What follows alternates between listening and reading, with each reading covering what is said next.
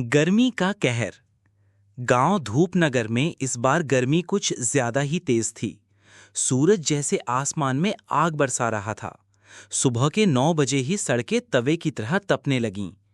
पेड़ों की पत्तियां भी धूप से झुलस गई थीं और खेतों में फसलें सूखने लगी थीं।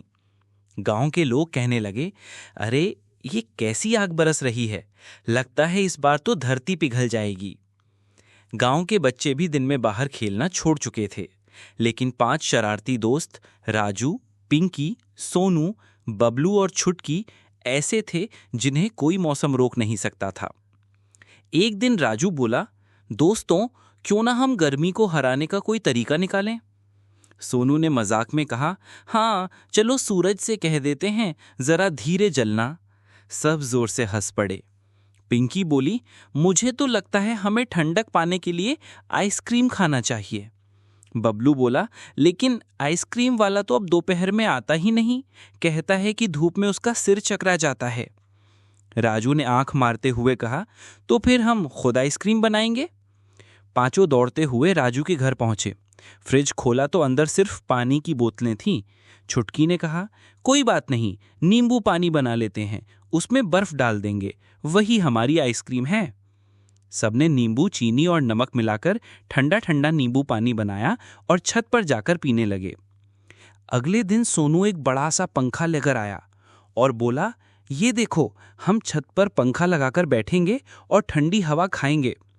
लेकिन जैसे ही पंखा चलाया, गांव की बिजली चली गई। बबलू बोला, अरे यार ये तो धोखा हो गया। फिर छुटकी ने एक बड़े से गीले तौलिए को सिर पर डाल लिया और बोली, देखो अब मुझे गर्मी नहीं लगेगी।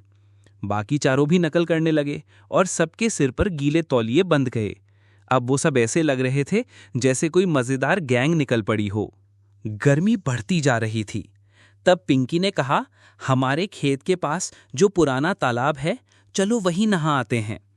सबको ये आइडिया बहुत पसंद आया। पांचों ने झटपट अपने कपड़े बदले और तालाब की तरफ दौड़ पड़े। तालाब का पानी भी धूप से थोड़ा गर्म था, लेकिन फिर भी ठंडक मिली।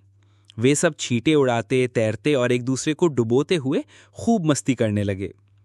तभी बबलू ने पानी में कुछ हिलता हुआ देखा और चिल्लाया, अरे मछली! सब डरकर किनारे भागे, लेकिन पता चला वो तो एक पुराना नारियल था जो पानी में तैर रहा था। सब हंसते हंसते दोहरे हो गए। उसी शाम गांव के बुजुर्ग रामलाल चाचा ने सबको बुलाया और कहा, देखो बच्चों, ये गर्मी हम सबको परेशान कर रही है। हमारे ज़माने में हम एक आसान उपाय करते थे, घर की छत पर और आंगन में पानी छिड़क देते थे, इससे घर ठंडा हो जाता था। सब ने रामलाल चाचा की बात मानी। अगले दिन बच्चों ने अपने अपने घर की छत पर बाल्टियों से पानी डाला। सच में थोड़ी देर में घर का तापमान कम हो गया और ठंडी हवा आने लगी। पिंकी ने खुशी से कहा, वाह ये तो बढ़िया तरीका है। धीरे धीरे गांव के सभी लोग यही तरीका अपनाने लगे। बच्चे दिन में नींबू पानी पीते, शाम को छत पर बैठकर ठंडी हवा खाते और कभी कभी तालाब में नहाने चले जाते। अब गर्मी का कहर पहले जितना डरावना नहीं लगा। राजू ने हंसते हुए कहा, देखा हमने गर्मी को हरा दिया। सोनू बोला, हाँ, और वो भी बिना सूरज को डांटे। सब ठहाके मारकर हंस पड़े। गांव में अब गर्मी के मौसम में भी खुशियों की ठंडी बयार बहने लगी थी। अगर आपको हमारा वीडियो पसंद आए तो लाइक एंड सब्सक्राइब करना ना भूलें। धन्यवाद।